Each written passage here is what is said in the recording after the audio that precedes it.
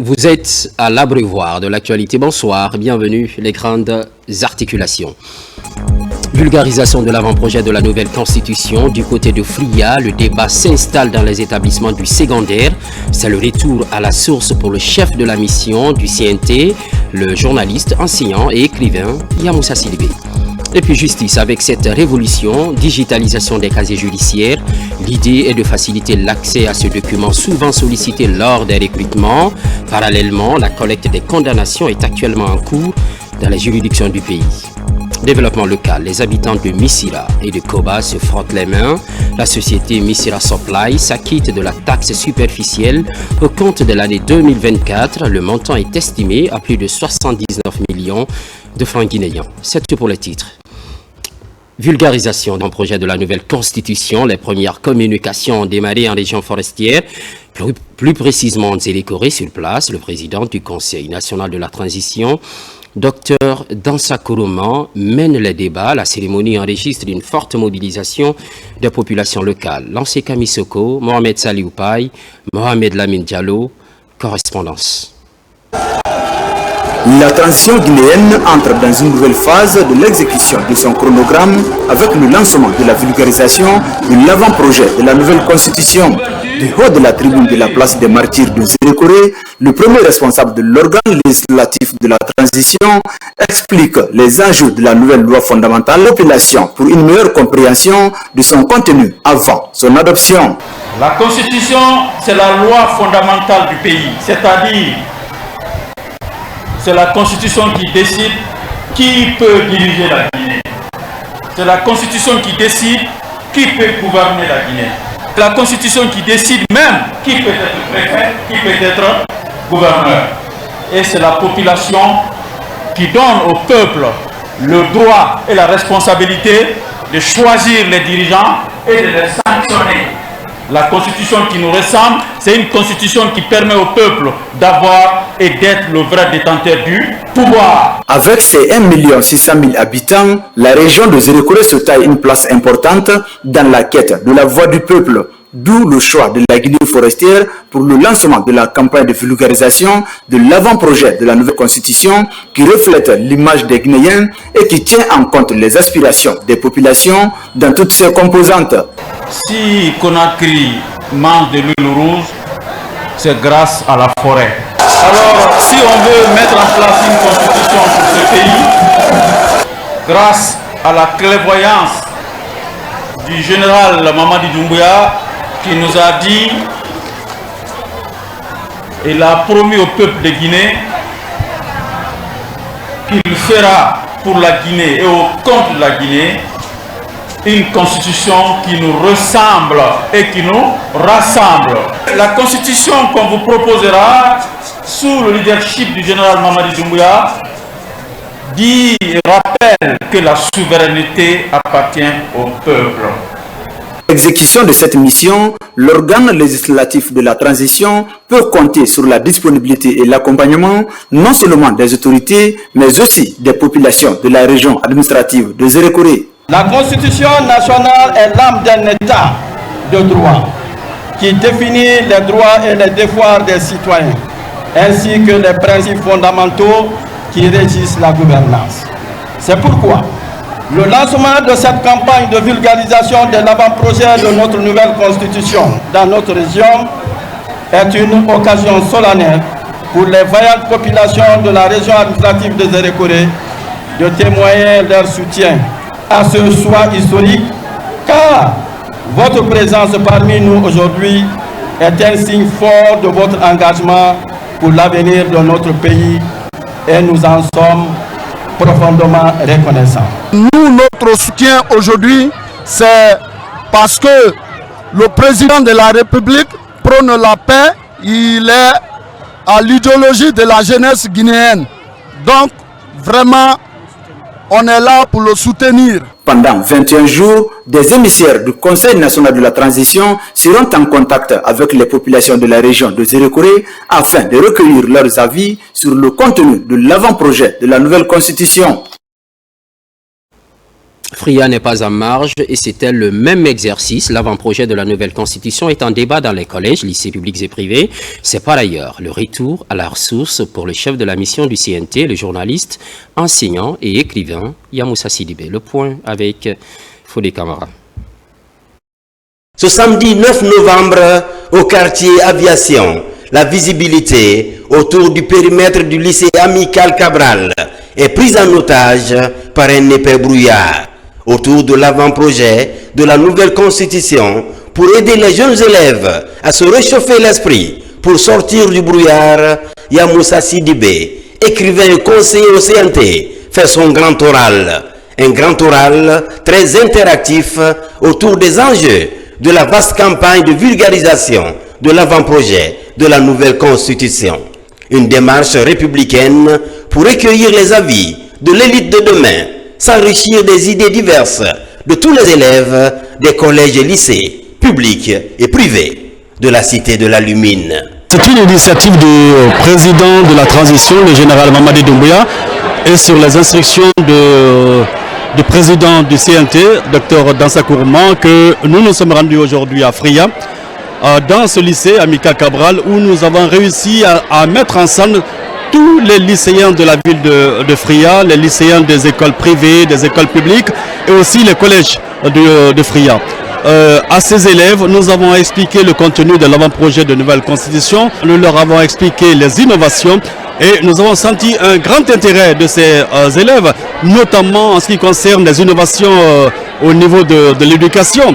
Dire qu'un enfant, qu'un élève peut être maintenu à l'école jusqu'à l'âge de 16 ans, dire que un étudiant sera soutenu par l'État pour accéder à la maîtrise, pour accéder au doctorat, a suscité un grand intérêt parmi les lycéens. Donc c'est un immense plaisir aujourd'hui que nous avons tenu cette rencontre avec les lycéens et nous avons demandé les attentes des lycéens. Nous avons recueilli leurs recommandations et nous allons les transmettre à Conakry.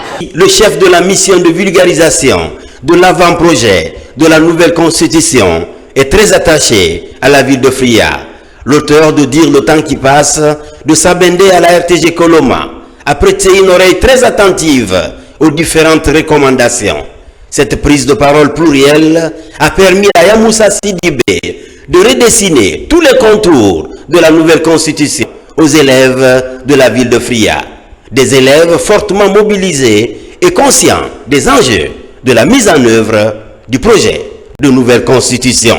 Je suis trop content que pour construire la constitution guinéenne qu'on vient faire part à la population guinéenne. Je suis trop ému de voir qu'ils sont venus prendre l'avis des élèves. Moi je suis content de cette initiative parce que voir une organisation qui vient demander aux élèves d'abord ce qu'ils veulent avant même de faire la constitution, c'est vraiment émouvant et j'espère que cette organisation pourra aller loin parce que ça nous aide nous les élèves.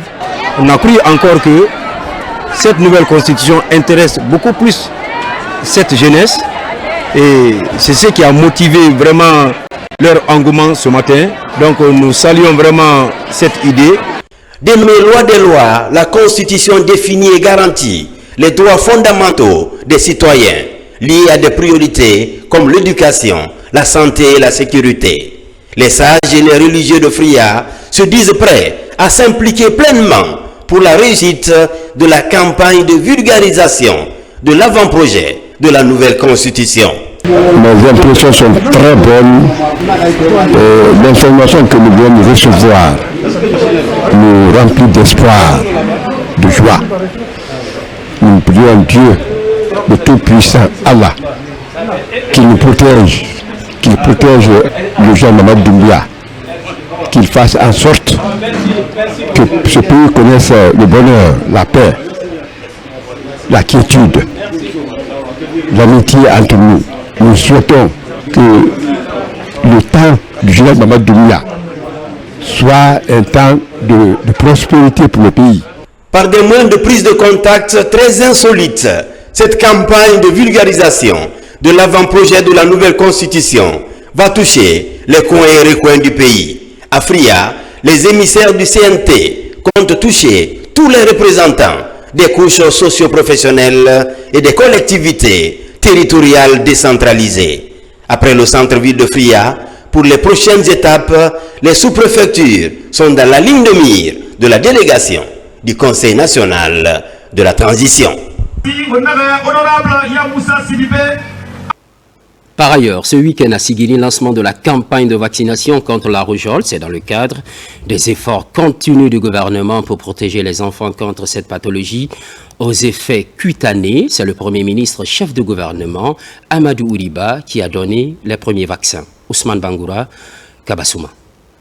Ce samedi, Sigiri, la zone aurifère, accueille le Premier ministre chef de gouvernement. Ici, les premières gouttes de vaccin contre la rougeole sont administrées aux enfants âgés de 0 à 59 mois.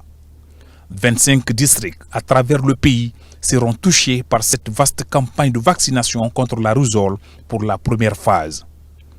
La cérémonie de lancement de cette campagne a mobilisé plusieurs acteurs du secteur de la santé autour du Premier ministre chef de gouvernement. Déjà, les autorités en charge de la santé ne désarment pas dans l'éradication de la rougeole en Guinée. La rougeole, comme l'a dit monsieur le représentant de l'OMS, est une maladie grave et très contagieuse. Elle est responsable de la mort de milliers de personnes dans le monde. C'est donc un fléau que nous devons combattre. Selon l'OMS, en 2022, on estimait à 136 000 le nombre de décès dus à la rougeole, et pour la plupart des enfants de moins de 5 ans, qui auraient pu vivre s'ils étaient vaccinés. Pour les partenaires techniques et financiers, le lancement de cette campagne de vaccination contre la rougeole permet d'éviter la paralysie et ses conséquences sur les enfants. Cette campagne de vaccination de masse revêt un caractère stratégique, non seulement pour le pays, mais aussi pour la région. Elle vise à améliorer la survie de l'enfant en réduisant significativement la morbidité et la mortalité dues aux maladies évitables par la vaccination. C'est pourquoi l'Organisation mondiale de la santé recommande de renforcer la vaccination de routine et d'organiser des campagnes de masse pour prévenir de telles tragédies. L'engagement du Premier ministre Amadou Ouriba traduit la ferme volonté du président de la République, général Mamadi Doumbouya, de renforcer la riposte contre la rougeole et plusieurs maladies évitables par la vaccination. La campagne de vaccination, c'est un devoir et une obligation. La vaccination, on atténue la virulence d'un virus, on l'affaiblit, on le met dans le corps humain pour que les soldats du corps, détectant un envahisseur, réagissent immédiatement pour se donner les moyens de combattre le virus. C'est le principe de la vaccination. Et donc, il faut protéger l'enfant. La mère de famille qui a gardé pendant 9 mois le petit être et qui a failli perdre sa vie pour donner naissance à ce petit être doit être sensibilisé sur la nécessité de vacciner cet enfant pour le protéger contre les maladies et principalement actuellement contre la rougeole.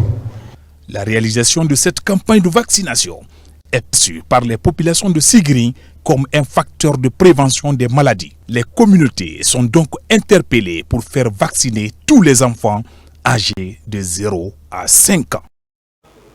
Santé toujours, et c'est pour renforcer la couverture médicale au profit des agents de l'État qu'ASSA accueille l'initiative, place désormais à la vulgarisation du processus de prise en charge. Alpha Isiagaba nous donne les détails. Ils bravent la mer pour une cause de haute portée sociale.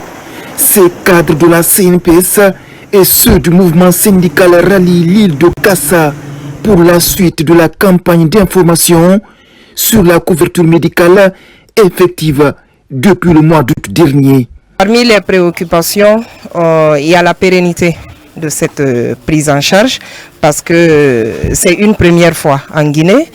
Nous leur avons dit de ne pas s'inquiéter parce que c'est un programme de l'État, c'est un programme du gouvernement, c'est une initiative présidentielle. Et cette prise en charge, elle est effective sur toute l'étendue du territoire national. Dans les débats, les règles et procédures de prise en charge médicale à hauteur de 80% sont expliquées par les spécialistes.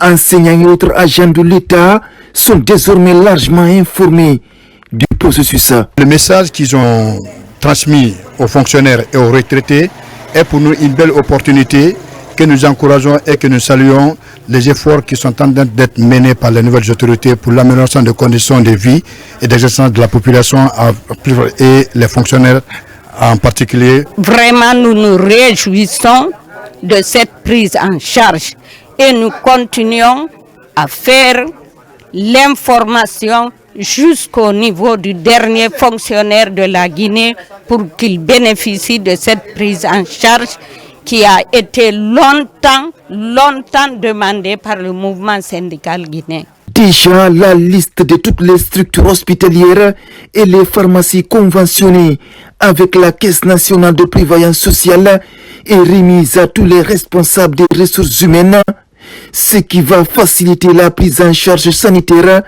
des agents publics de l'État. Justice. Avec cette innovation, les casiers judiciaires se digitalisent. Il est question de faciliter l'accès à ce document souvent sollicité lors des recrutements. Au même moment se poursuit la collecte des condamnations dans les cours et tribunaux du pays. L'objectif étant de faire la part des choses dans la délivrance du casier judiciaire. Kerno Younoussaba, explication. Ce document est appelé casier judiciaire. Il permet de distinguer des personnes condamnées une ou plusieurs fois de celles qui n'ont jamais été condamnées. En clair, la mention d'une condamnation dans une de ces colonnes visibles ci-dessus pourrait être un obstacle pour l'intéressé de jouir de certaines responsabilités. Quand on est condamné une première fois, la condamnation, le motif de la condamnation, l'infraction commise, la juridiction qui a prononcé la peine, tous ces renseignements sont dans le casier judiciaire. De sorte que, dès sa présentation, l'on sait tout de suite la personne qui en fait l'objet, l'on connaît sa moralité et son comportement dans la société. Quand on est condamné 2 fois, ou plus de 2 fois également, l'on devient récidiviste et la récidive est une circonstance aggravante. Le casier judiciaire est d'une importance capitale dans l'obtention de certains emplois ou l'exercice des fonctions électives. Grâce aux réformes du service de modernisation avec la digitalisation, l'on peut désormais demander et obtenir le casier judiciaire en temps réel. À garantir un accès plus rapide, plus sûr et plus transparent aux informations judiciaires tout en réduisant les délais et en limitant les déplacements souvent contraignants pour nos citoyens. Cette initiative permettra de renforcer la confiance dans notre système judiciaire en améliorant l'efficacité et la sécurité des informations. Avec ce service, les informations complètes de tous les condamnés seront consignées dans une base de données. La collecte des condamnations pénales va empêcher de délivrer une pièce vierge à un condamné. La direction centrale du casier judiciaire ici a sillonné les juridictions de la Basse-Côte pour procéder à des relevés et les centraliser dans une base de données. Cet exercice a été une réussite et cette direction compte couvrir tout le pays pour avoir une base de données générale pour tous les citoyens vivant sur le territoire national, même en dehors du territoire national. Pour connaître les antécédents judiciaires de chaque citoyen, le ministre de la Justice envisage de proposer à son homologue de la sécurité l'intégration du casier judiciaire dans le lot des dossiers à fournir pour l'obtention des pièces d'identité. En déplacement, le ministre de l'Information et de la Communication est l'hôte des populations de Télémélé. Fana Souma relance les émissions de la télévision nationale et offre sur place les équipements à la radio rurale locale. Ça s'appelle le désenclavement informationnel. Les citoyens se disent ravis de bénéficier de ce service de façon gratuite. Ils ont profité de cette circonstance pour réaffirmer leur détermination à accompagner le CNRD dans ses actions de développement. Amadou Bailobari Kernosman Diallo. Nous sommes dans la préfecture de Télémilé, située à 263 km de la capitale, dans le nord-ouest du pays. Télémilé comme Cancan, Sigiri et Labé reçoit gratuitement le signal de la radio-télévision nationale après plus de 15 ans sous silence radio. Ici, toutes les couches sociales s'en félicitent et réaffirment leur engagement indéfectible à soutenir le CNRD dans son élan de refondation républicaine. Aujourd'hui, on écoute la radio de Concouré jusqu'à Tomini. On écoute la radio rurale de Télémilé et paisiblement. Avant, on s'abonnait avec beaucoup d'argent, mais aujourd'hui, nous allons recevoir l'RTG gratuite. On est très fiers de ça. Monsieur le ministre, et la construction du siège de la radio rurale. Merci aussi pour la réception du signal de la radio nationale à Télémilé et l'extension de la radio rurale à travers l'installation de l'antenne de la sous-préfecture de Missira. Je profite de la même occasion. Nous sommes confrontés à beaucoup de défis, dont entre autres les infrastructures routières entre Télémilé et Kindia, Télémilé Conakry d'une part et Télémilé et les 8 préfectures limitrophes d'autre part. Parallèlement, les autorités de la préfecture de Télémilé, en parfaite harmonie avec la population, réitèrent leur détermination à maintenir le tremplin dynamique de la rectification et du développement prôné par le CNRD en remerciant Fanasson pour les efforts fournis dans le secteur. Cette présente visite du patron de l'information et de la communication à Télémilé s'inscrit en droite ligne avec la vision du CNRD de toucher du doigt les réalités de la Guinée profonde afin de trouver des remèdes aux nombreuses préoccupations des citoyens. C'est dans cette perspective que la station de la radio rurale de Télémilé continue de faire peau neuve à travers la dotation de nouveaux équipements par le ministère des tutelles pour pallier aux interminables soucis qui étaient devenus son quotidien.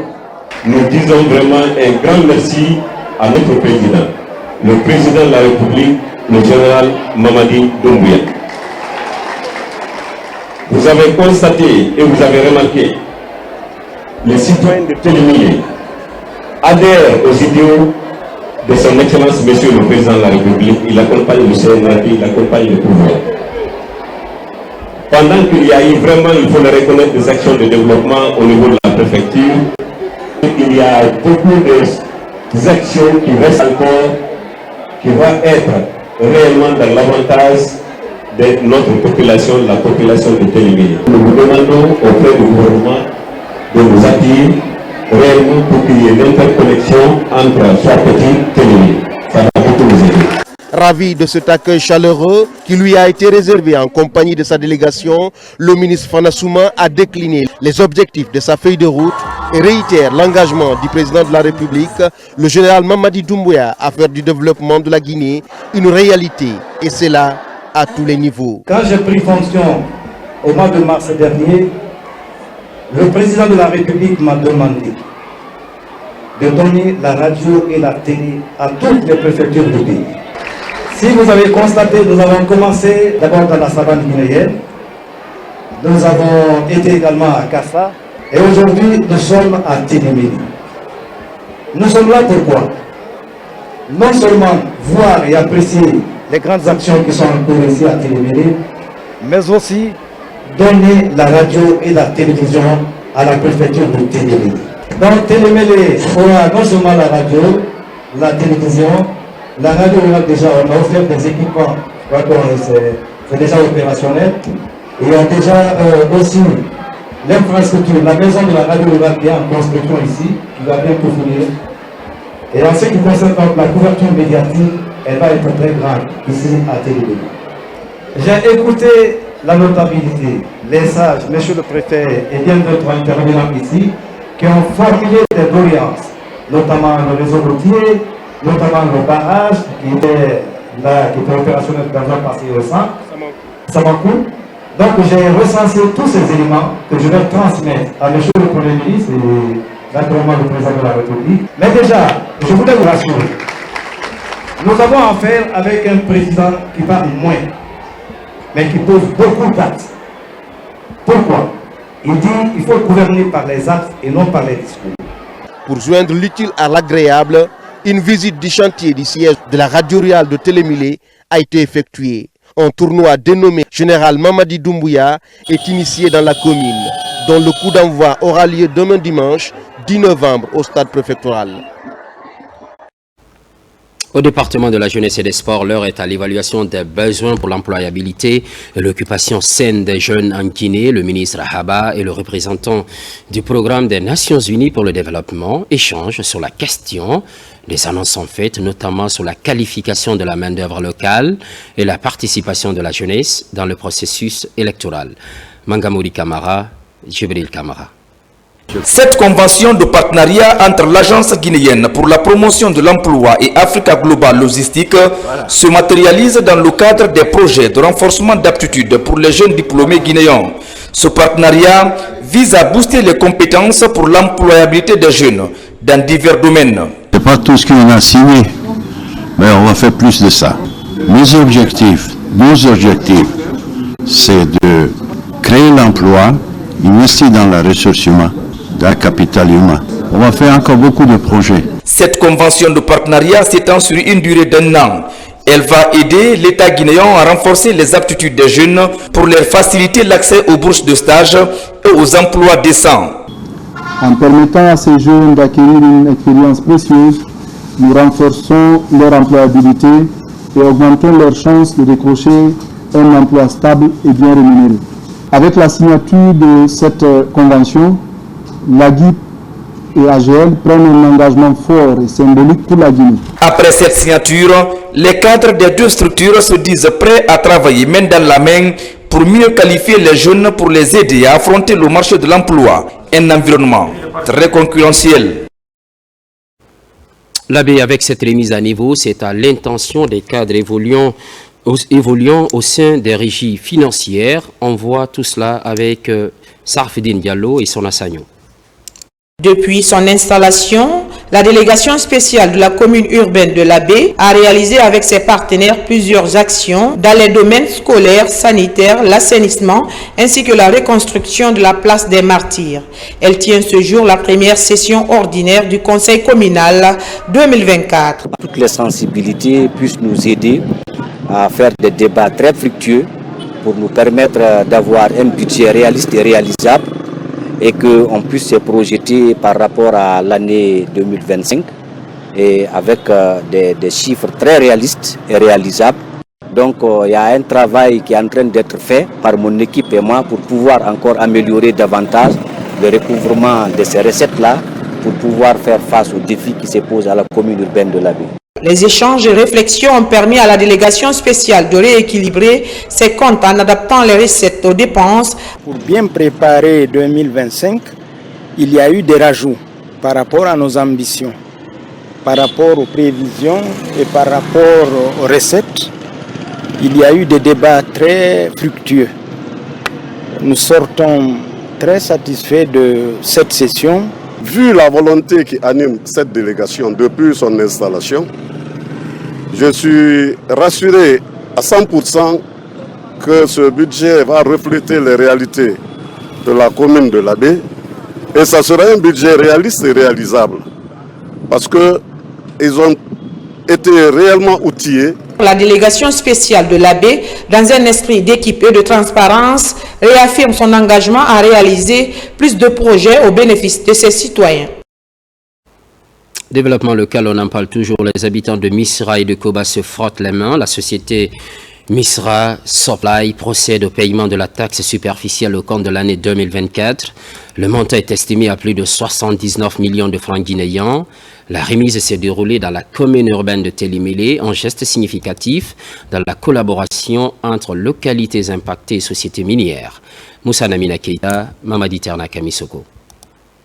Dans la commune urbaine de Télémilé, la cérémonie est certes sobre, mais revêt une importance capitale dans le cadre du développement du projet minier de la société Misra Supply.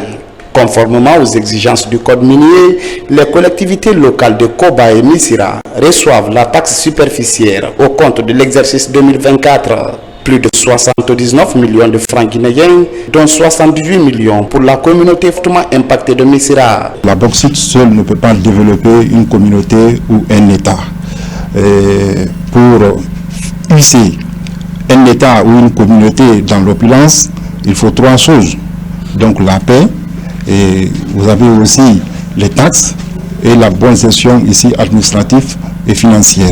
Donc la direction aujourd'hui a le souci pour que ce montant attribué ici à ces deux communautés soit utilisé ici à bonne échéance. Le respect de ces obligations sociales et environnementales réconforte les localités de Missirah et Koba. Au nom de la commune rurale de Missirah, je remercie très fortement cette société qui, depuis son implantation à Missirah, joue un rôle énorme en appuyant les communautés impactées. Je demande aussi, au nom de la communauté de Missirah, le soutien auprès de Missirah Soplen, l'UMS, pour le reprofilage de pistes rurales, en l'occurrence la route de Missirah Sangaridi, Missirah Télimélé. Dans le cadre du développement local, si une société est en place, c'est d'accompagner la communauté. Quand vous accompagnez la communauté, et la communauté se sent à l'aise parce que c'est un partenariat gagnant-gagnant. Et surtout demander à la communauté aussi de prôner la paix. Évoluant dans la bauxite, Missirah Supply veut bâtir une relation de cohabitation pacifique dans sa zone de production. C'est pourquoi de nombreuses actions d'intérêt communautaire sont attendues dans ces collectivités locales voisines. Dans 4 heures, vous aurez droit à une nouvelle page d'information. D'ici là, merci d'être au rendez-vous de la Guinée, notre paradis, terre de richesse et d'innovation. Constante fidélité à toutes et tous. À très vite.